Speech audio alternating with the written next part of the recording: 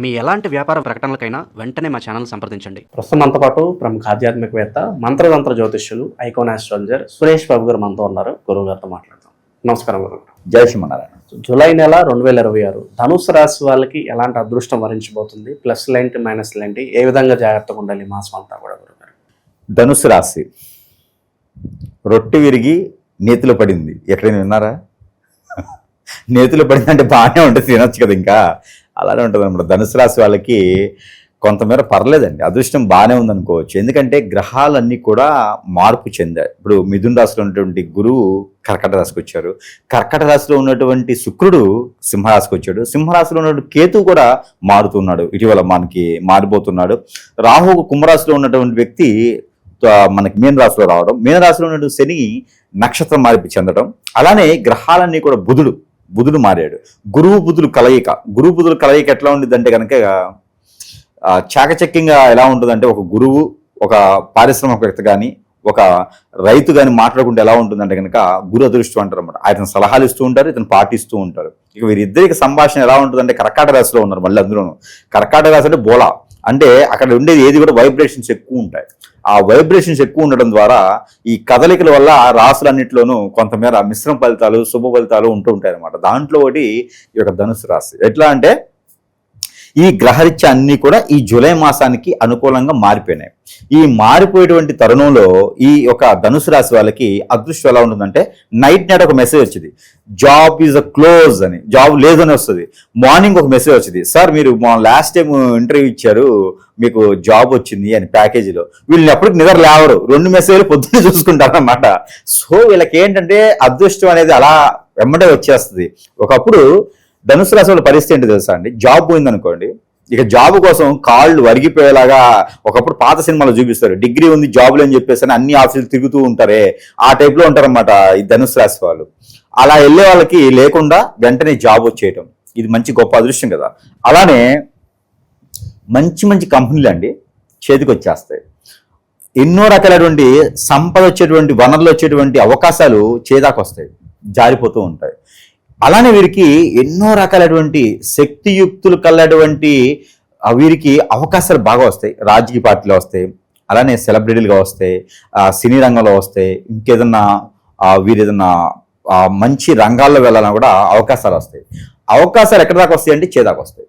చేదాకు వచ్చిన అవకాశాలు అందిపోతూ ఉంటాయి.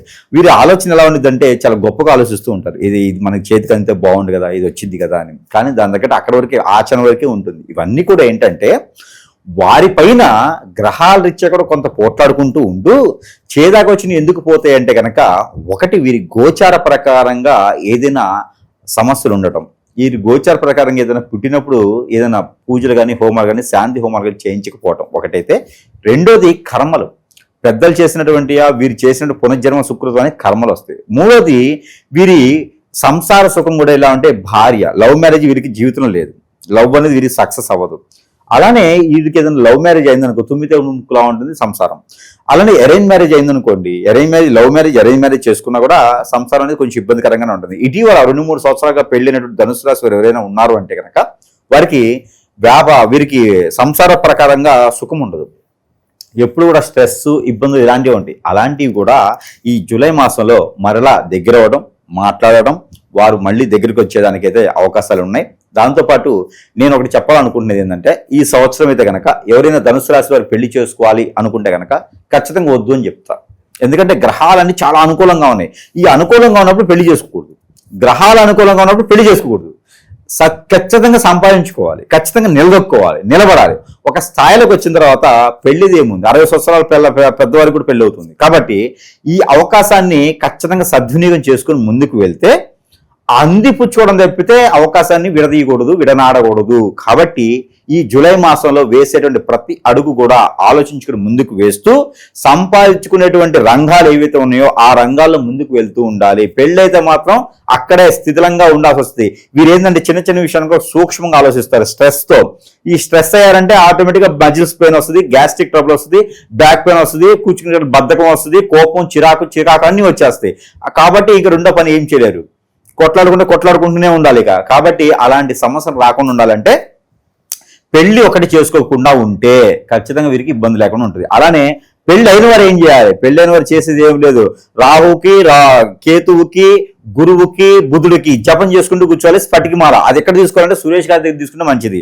సురేష్ గారి దగ్గర స్ఫటికమాల ఎందుకు తీసుకోవాలయ్యా అంటే సురేష్ గారు ఆల్రెడీ ఆ పటికమాలలో పాజిటివిటీ చేసి మంత్రం చేసి మరీ ఇస్తారు కాబట్టి స్ఫటికమాల సురేష్ గారి దగ్గర తీసుకుంటే పవిత్రంగా ఉంటుంది. కాబట్టి ఆ మాలతో జపం చేసుకుంటే కూడా ఖచ్చితంగా వారు అనుకున్నటువంటి పరిస్థితికి స్ట్రెస్ ఫీల్ పోకుండా ఆ స్ట్రెస్ అనేది బయటపడేయకుండా ఉండేదానికి వాళ్ళు ప్రశాంతమైన జీవితం కొనసాగించడానికి బాగుంటుంది. అలానే కొత్తగా ఏదైనా వ్యాపారం చేయాలి అనుకున్న వారి కనుక merchant shops, super markets, department stores, అలానే ఫ్యాషన్ డిజైనర్స్ షాప్స్ కానీ, బట్టల షాప్స్ కానీ, వీరు ఏదైనా fancy shops, ladies emporium shops లాంటివి కూడా ఏదైనా ఆరంభం చేయొచ్చు, మొదలు పెట్టొచ్చు, ప్రారంభం చేయొచ్చు. ఒంటరిగానే చేసుకోవాలి.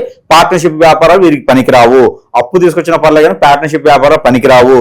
అలానే వీరికి ఈ యొక్క మాసంలో కలిసి వచ్చేది ఏంటంటే కనుక విదేశీయానం ఎవరైనా ప్రయత్నం చేస్తే ఖచ్చితంగా కలిసి వచ్చేలా కనిపిస్తుంది.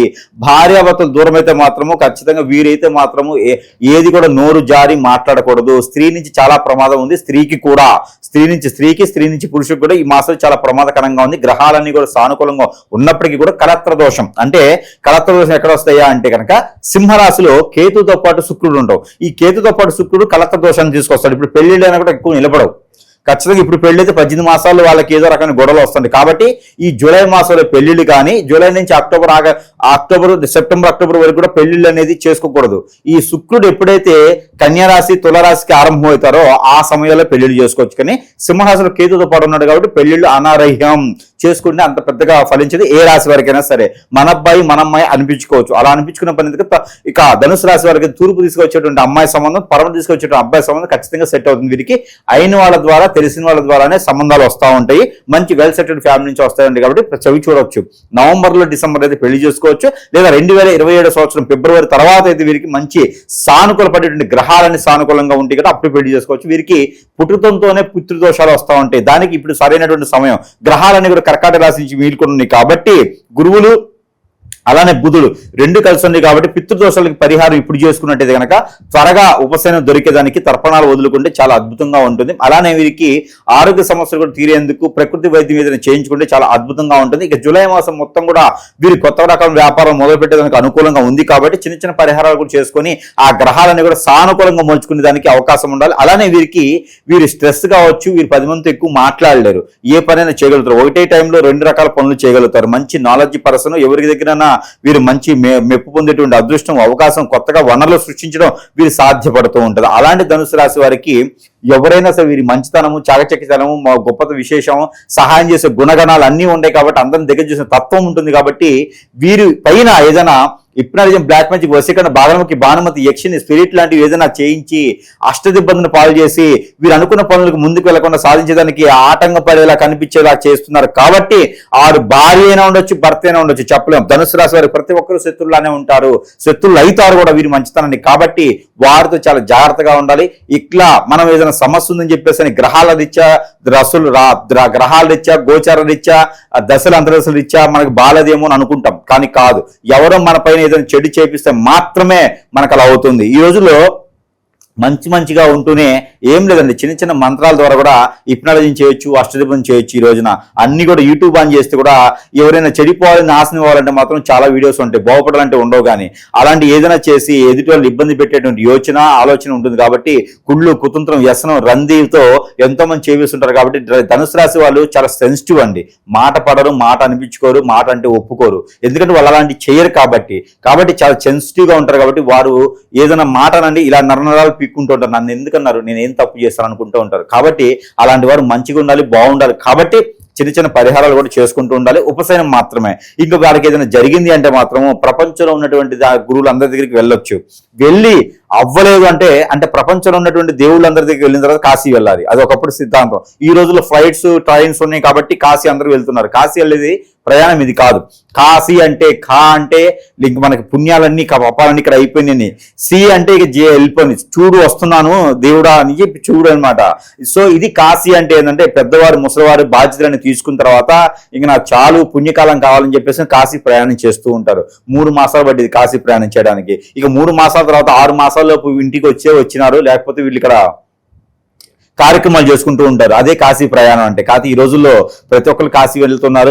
చాలా పుణ్యకాలం. కాశీ వెళ్ళడం అనేది చాలా గొప్ప విశేషం. అది రాసి పెట్టి ఉండాలి, పెట్టి ఉండాలి కాశీ వెళ్ళడం అనేది.